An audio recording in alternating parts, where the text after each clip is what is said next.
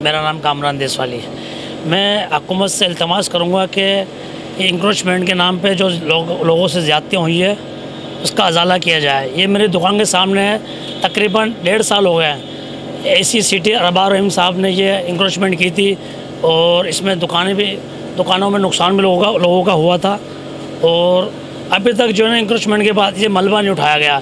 ये मस्जिद सामने और आने जाने वालों की इससे बहुत परेशानी होती है क्योंकि ट्रैफिक के मसाइल पैदा हो जाते हैं और पानी भर जाता है। यहाँ पे बड़े मसाइल हैं और जो लोड शेडिंग का मसला है इस वक्त सबसे बड़ा मसला हमारे लिए ये चल रहा है कि बिना टाइमिंग के लोड शेडिंग हो रही है।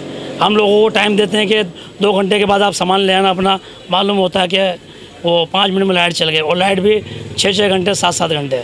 तो मैं गुजारिश करूँगा इसको चीफ साहब से कि इसको फौरी नोटिस लिया जाए और गैर एलानी लोड शेडिंग ख़त्म की जाए। गवर्नमेंट से यही अपील है कि यार आवाम के मसले हल होना चाहिए, गैस के, पानी के, बिजली के बड़े मसले। रोडों में टूट फूट गटर की सेवरेज का निज़ाम सही नहीं है बिल्कुल भी यार। भाई ये सही हो जाए तो बस बहुत है आवाम के लिए। कौन सी जगह है जहाँ आप खड़े हैं? ये खोकर मेला हैदराबाद है। गवर्नमेंट का ये है कि अभी गैस का बिल, हम एक फ्लैट में रह रहे हैं, अभी तकरीबन 21,000 रुपये बिल आया है।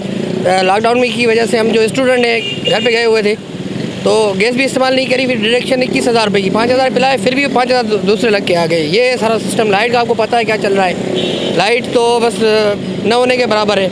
अभी से लोड शेडिंग है तो गर्मियों में क्या हालत होगी। कोई सिस्टम नहीं है, कोई देख लो गंदगी, ट्रैफिक का निज़ाम भी आप देख सकते हो, कोई सिस्टम नहीं है। जो पानी सड़कों पे चल रहा है तो ऐसा तो समझ में नहीं आ रहा है क्या होगा इस मुल्क का। महंगाई का भी आप अंदाज़ा कर लें, एक माइंड सेट महंगाई। एक ठेले वाला भी जो रेट मुंह से जो मांग रहा है कस्टमर, वो खामोशी दे के चला जा रहा है।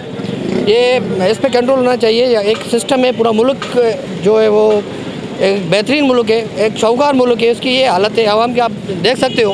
हालात ऐसे हैं, अभी रोज़गार करना भी बड़ा मुश्किल है, 2 वक्त की रोटी खाना भी बड़ी मुश्किल है।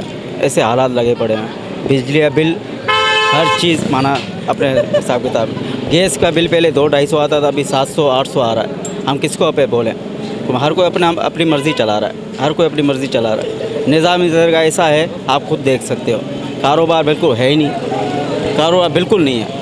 अभी लोग फाका कर रहे हैं, लॉकडाउन ने ऐसा का हालत कर दिए। और दूसरी बात बिजली का मामला है। बिजली आप ये बताओ, 8 बजे बाज़ार बंद हो रही है, ठीक है, फिर आप क्यों लाइट ले रहे हो? 8 बजे के बाद कौन सी बाज़ार खुली है? पूरा पाकिस्तान आप बंद कर देते हो। इतना लाइट बचती है फिर भी लाइट आप बंद करो।